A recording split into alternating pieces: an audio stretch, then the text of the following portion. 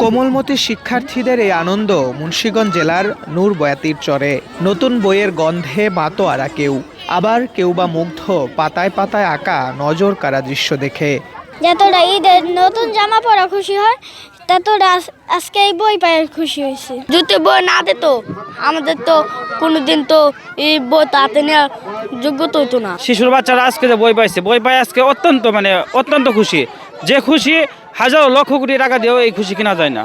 দীর্ঘ 2 দশক ধরে শিক্ষার আলো থেকে বঞ্চিত এই শিশুদের নিয়ে গত 5 ডিসেম্বর স্টার নিউজের সংবাদ প্রকাশের পর এগিয়ে আসেন স্থানীয় কয়েক ব্যক্তি। সহায়তার হাত বাড়ায় প্রশাসনও। নতুন বছরের প্রথম দিনেই 236 শিশুর হাতে তুলে দেওয়া হয় নতুন বই।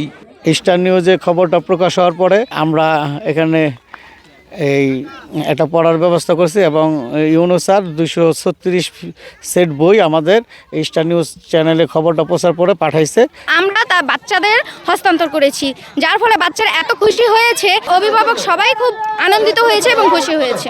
মুন্সিগঞ্জের শ্রীনগর উপজেলার পদ্মার দুর্গম নূর বয়াতি চরের যে শিশুদের দিন কাটত নদীতে মাছ ধরে কিংবা বালুচরে গবাদি পশু চড়িয়ে, আজ তাদের চোখে মুখে আগামীর স্বপ্ন। গত 20 বছর ধরে এই জনপদে পৌঁছায়নি শিক্ষার আলো। তবে স্থায়ীভাবে স্কুল প্রতিষ্ঠা না হওয়া পর্যন্ত থামছে না লড়াই। 20 বছর পর এই চরের বাচ্চারা বইয়ের চেহারা দেখছে, বই কীরকম হয় সেটা জানতে পারছে। আর এখানে পাটি বিছায় পড়ার মতো একটা জায়গা হয়েছে। আমরা আর কোনোদিন বই পাই নাই, আর আমরা সরকারের কাছে চাই যেন আমরা একটা স্কুল করে দেয়, আমরা পড়তে পারি যেন।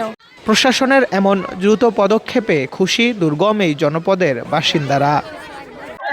অন্ধকার কাটতে শুরু করেছে নূর বয়াতির চরে। এখন স্থানীয়দের দাবি একটি পূর্ণাঙ্গ স্কুল প্রতিষ্ঠা করা।